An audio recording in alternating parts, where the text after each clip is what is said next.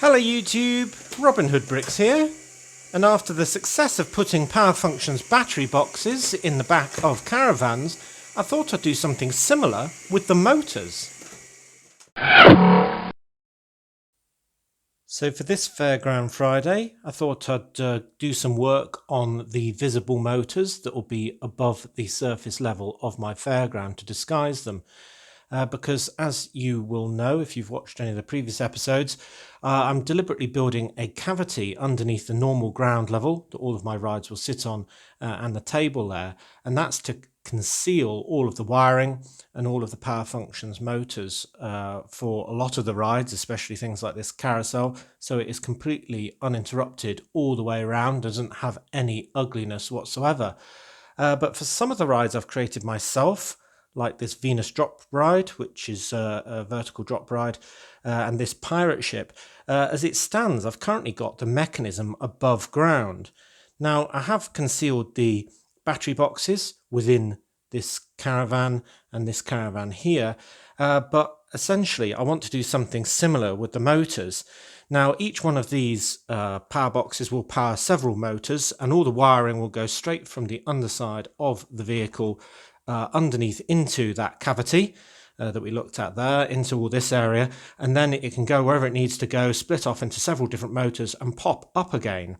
And that will pop up near, say, this motor that will power probably only one ride in this particular case, just because it's the position it'll be in, and the same with this one. But they look pretty ugly at the moment, and I don't think there's a great way of concealing the entire mechanism in a hole in the floor just because of how they're working. So that would probably be more work than would benefit from. So I thought what I could do is do a similar sort of caravan setup where an innocuous looking vehicle actually conceals all of this working and is just parked up next to the ride by coincidence. But really it's doing a very vital job, but will be none the wiser. And that's even something I can use on the roller coaster as well. Because although I'm sure somebody more proficient in Technic Lego could get all of the workings from this sort of area at the bottom of the conveyor into a cavity underneath, that might prove a bit difficult for me, and reliability is a primary concern. Also, in that particular case, I will be mounting this on another tabletop, so it's slightly higher to be level with the rest. So there won't actually be a cavity underneath that one to utilise either. And if I am going to use that tabletop, then it's going to extend sort of quite a way under here, using up some of this cavity. So some of the rides will have to sit on top of it as well. So if I do a couple that have got their motors concealed, well, camouflaged, I suppose, then that will be useful for using in those areas where there isn't a cavity. So the ones that I've done before, like the Funny Octopus ride and that Space Spinner and things like that, can go on the area with a cavity. So hopefully that all makes sense. So really, we want to just do something concealy for these. Right, so onto the build desk then. So here is our ride again, powered by our concealed button and our power supply in this caravan. And in this, obviously, we had quite a big battery box to hide, and indeed the concealed switch and everything like that. So it made a lot of sense to use a more modern 6-wide caravan. But in the case of the medium motor, which I always thought was a really funny name for a motor like this, just because there's never been a small Power Functions motor. So maybe there was plans for one at one point, but this one is the smallest one they made, and it's called Medium. But nonetheless, but this will be a lot easier to conceal in a sense, because it's very small. It just needs the gear popping out the side of whatever we conceal it in, and then the wire needs to vanish as soon as possible so it can get into the cavity and linking up with all the others. So in that respect, I won't need such a big build, and I was thinking that I could actually probably fit this in a 4-wide build. Now that got me thinking further about doing another set of caravans, but much more different to this, and much more retro, and much more kind of nostalgic, really, and using the caravans that are available as part of several town sets. Now, quite a few of these, and two that immediately spring to mind are 6694, Carworth Camper from 1984, which is a lovely town set with a blue caravan being pulled there. And then also 6590, Vacation Camper from 1988, which was another town set where there was a red sort of slightly bigger caravan there. So it seems that Lego has been going way beyond the 6-wide era, way back into the 4-wide era, still doing a caravan every few years.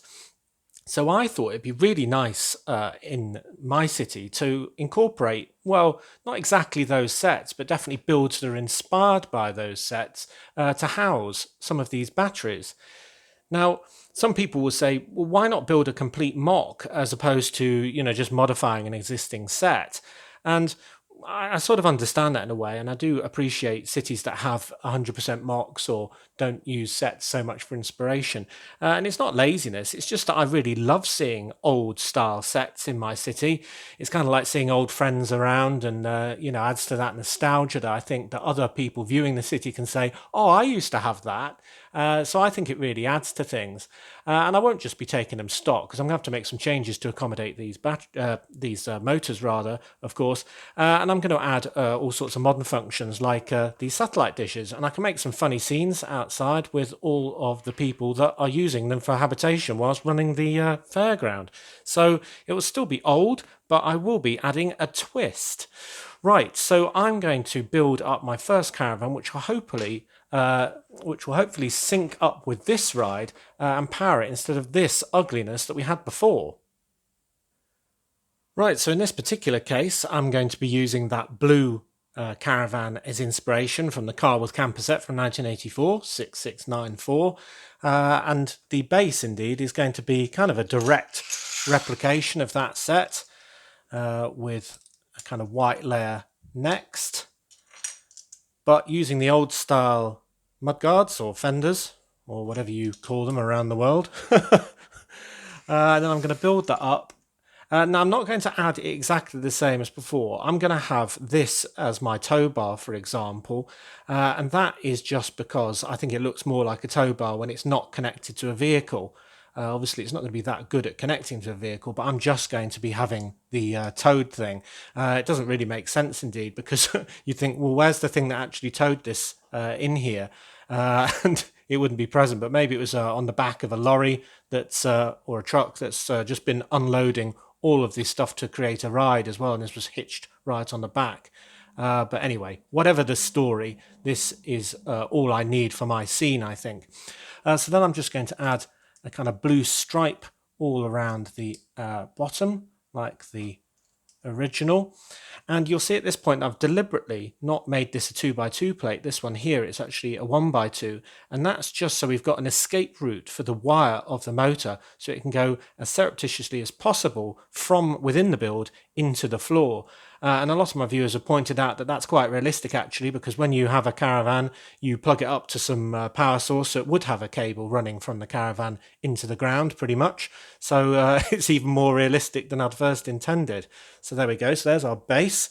Then we need to add the back bit, which is just some inverted slopes with a couple more plates on, and similar on the front. One there and one there, and we can add some wheels. I've got some really old school wheels that even the old grey sort of centres, so they look really dingy, and I kind of like that as well. In fact, I think these ones have been seriously sun damaged, because that looks incredibly dark to me. In fact, the inside looks slightly lighter than the outside, but using these distressed coloured pieces where maybe something's very old, because this is after all from the 80s, both in world where it would be quite old because it's been around for a long time, but also, as I said, I think really adds to the colour of this kind of build. So there we go, I'll keep with that. And then I think the stage is to add the motor. So I've got to work out how exactly to do this. I think we're going to have it right pushed up against the back wall, so it'll be kind of like there. And this is the point where I'm really going to have to get this wire out through that hole, whilst also keeping the structure working. So what I'm going to do is kind of hold that in place while putting on this slope, which was in the original set, kind of as the front bit there. And that will sort of still work. So it's going to be quite subtle where it's coming out. And especially since I'm going to be having it this way around, because it's going to be powering... Oh, no, not actually. I'm going to be having it that way around, aren't I? So I might swap that around later, but it doesn't really matter, because as we said, the cable is going to be visible by style anyway. So there we go. So that's fine. So I can pin that in place now using one of these lovely sort of squared or curved, depending how you think of it, windscreen pieces at that end. Now that's all pinned in quite well. That's quite secure, so that's good. Then I can continue the sides using panels.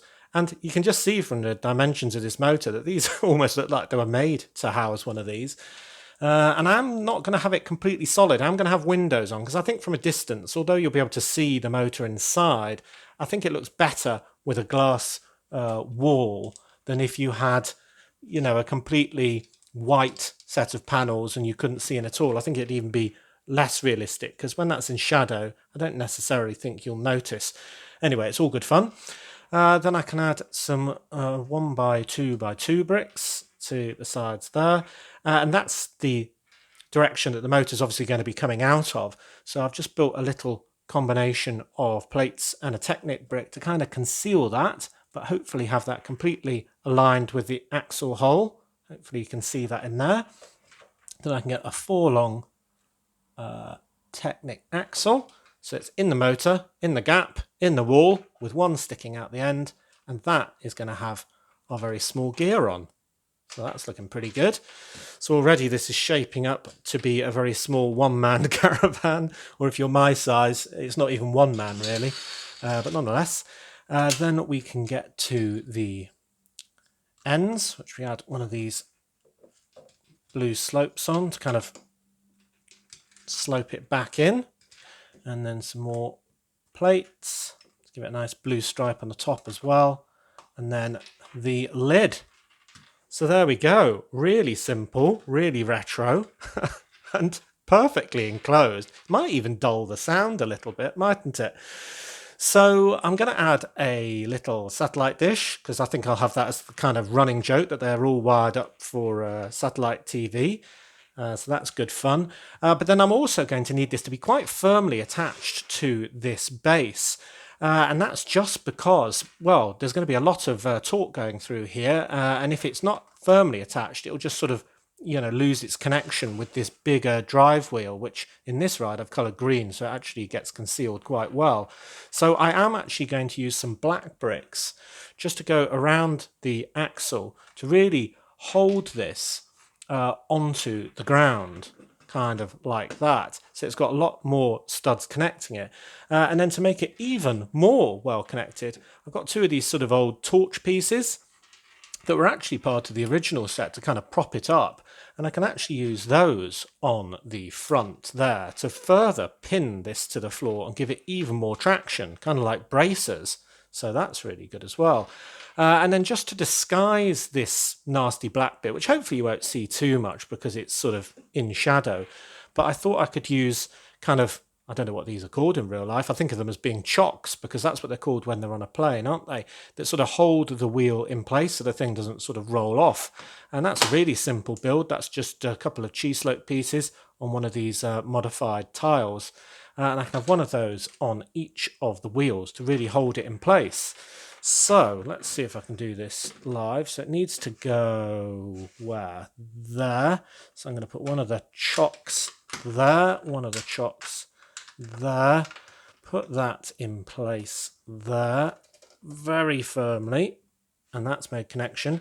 I'm going to push these down as well so they've got even more connections, and then that is not going anywhere, even though this is on two separate plates rather, so it isn't as firm as it could be, not as firm as it will be when it's in final position.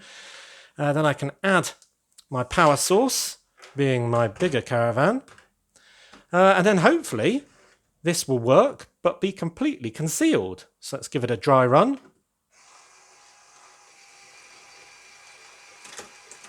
Well, that works well. In fact, I think that's less noisy as well.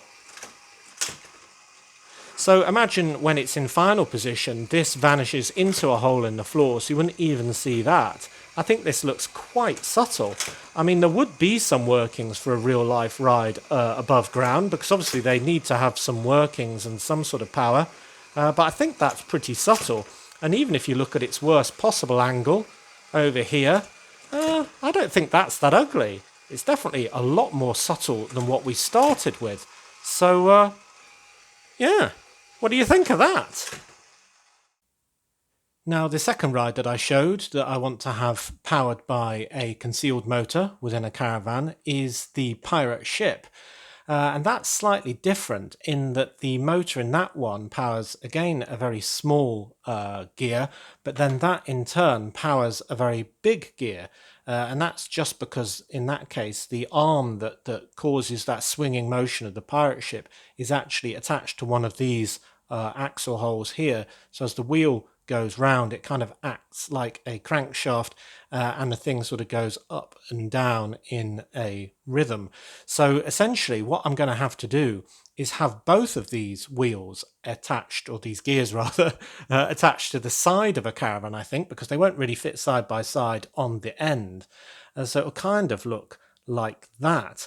And that means I'm probably going to need a bigger caravan as a source.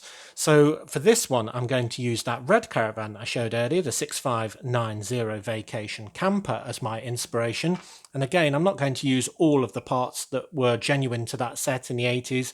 I'm not going to have the hinged roof. I'm going to have different panels. Again, I'm not going to have the genuine hook. I'm just going to use one of these modified plates. But it will still be a 4-wide build, incorporating a motor. Now, the first thing to say, and what I've done here, you'll notice immediately, is that I've made the kind of chassis already, and that's just to save your time with relatively simple builds. But the one thing that you'll notice with this is that obviously it's quite narrow and quite long. So we're going to have the body of the motor still going in that direction, but we need the gears to be on the outside, kind of like that, or more accurately, like that. So we're going to have to change the direction that the motor actually turns in. So in order to do that, I have created a very simple but very elegant solution, and it's really just made out of this very clever bracket, which is part of the roller coaster set, so that's where I got the idea for it, with 2 beveled gears that change the angle of motion by 90 degrees, and then we've got another axle going off in that different direction that I've got going through a 1x1 Technic brick. So that's how it's going to exit the caravan.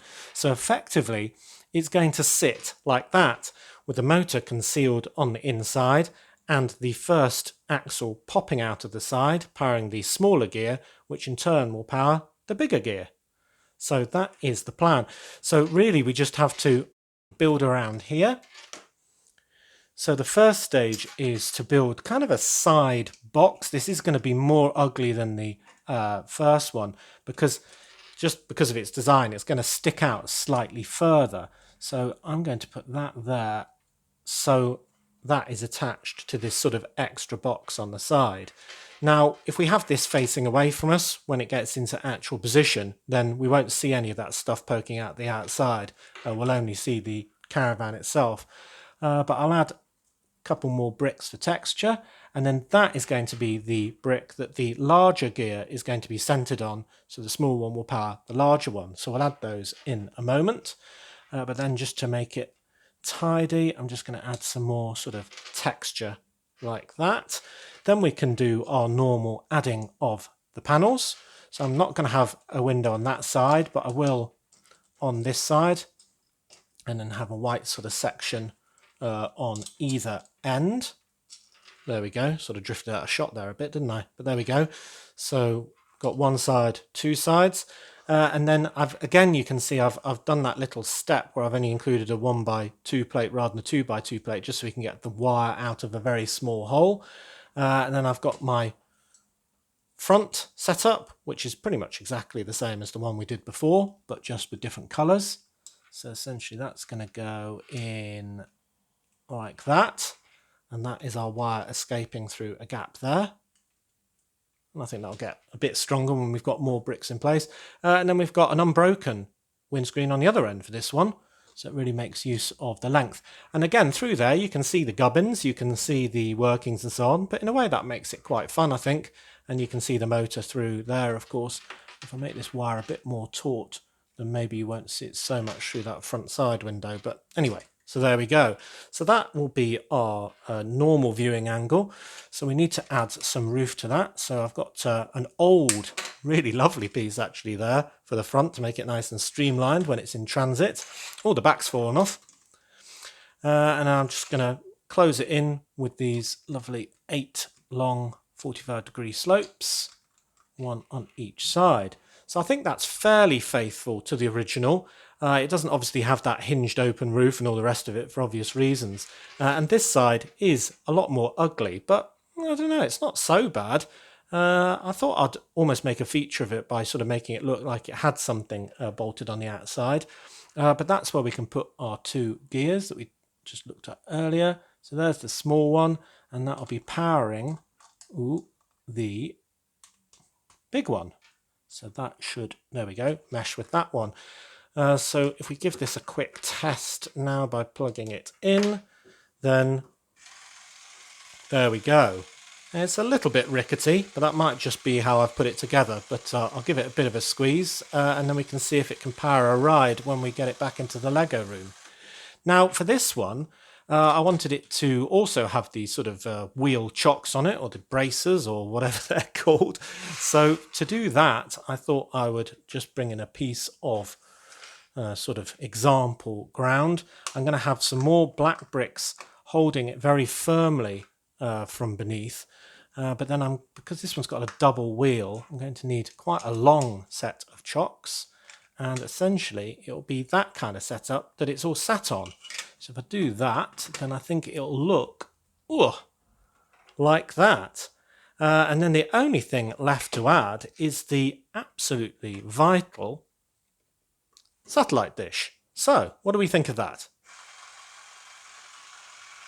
Yeah, I think that works pretty well. It's quite subtle. It's even quite quiet, actually. And we can put that next to the pirate ship. And who'd know?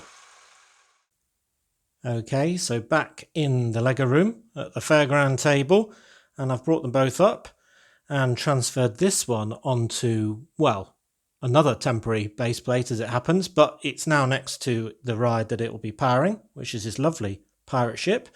And incidentally, I have added on those additional flags I've got in the hall, thanks to that suggestion. It's looking very flaggy now.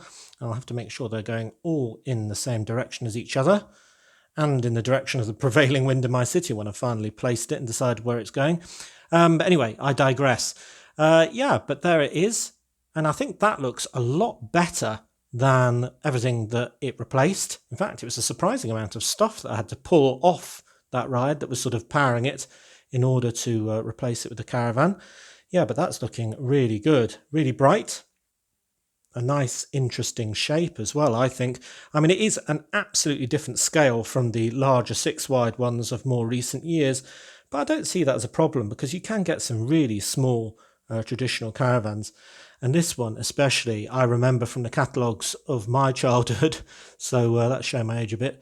But yeah, it's really, really cute, I think. And I love these little chocks that I've done and the satellite dishes as well. So yeah, so we can turn on these rides very easily just by pressing the battery boxes. Oh, that one's come off a little, there we go. And from a distance, you really wouldn't know how they're being powered or how they were being motored either, really. And I think that's the point of this fairground, is it's going to look really special when it's done. Although I am somewhat dreading it, just on a noise level, because when we've got about 12 rides, and even if some of them are sharing motors and we've got stalls as well and games and all the rest of it, it's going to be an absolute cacophony of noise. But nonetheless, I think it's still worth doing. Yeah, so I think once I've added some scenes around these caravans with kind of people going about their daily lives and maybe popping out of them or just sitting on a step or something like that, it'll give them a lot more life. I can even have people selling stuff out of them maybe as well. Something like this, if you manage to get a minifigure in it and have sort of a queue of people in front of it looking for food and maybe a 3D sign, I think that'd look really good. But as always, do tell me what you think, and if there's any way that you think I can easily improve one of these. I think I may be making more of them in the future, but I'll have to look out for these sort of specialist parts like these rounded windscreens for future hauls. But yeah, I think that's subtle, colourful, and pretty unique actually. So much like my builds today, I think I'm going to keep this video short and sweet, but I'm very happy with how they've turned out. I think they look really good. So as always, thank you very much for watching. It is appreciated. Do remember to like, comment and subscribe for more awesome LEGO videos. And if you value this channel, there are many ways in which you can support it. Do check out the links in the description below. And next time on Robin Hood Bricks, I think we'll be in the city again and probably making a start on that train shed Mark II, because I'm really keen to get going on that now I've got all the pieces. And then Brick Hall and probably back to the fairground next Friday. So, look forward to it. See you then!